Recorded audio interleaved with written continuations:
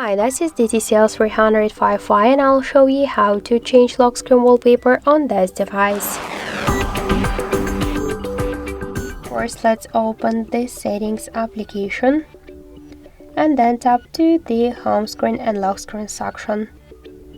Tap to wallpapers and you could use Google Gallery or default wallpapers from your device, for example photos from your device gallery previously taken on the device camera, or you could use them, or also you could use the default.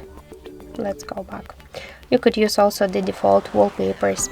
Just let's select one from the wallpapers. You could see here the preview on lock or home screen and just select only the set lock screen wallpaper. Tap to done. Also you could set this wallpaper to both screens together at the same time. And now we could see that we just successfully changed our lock screen wallpaper. And also we got one more way how we could do that.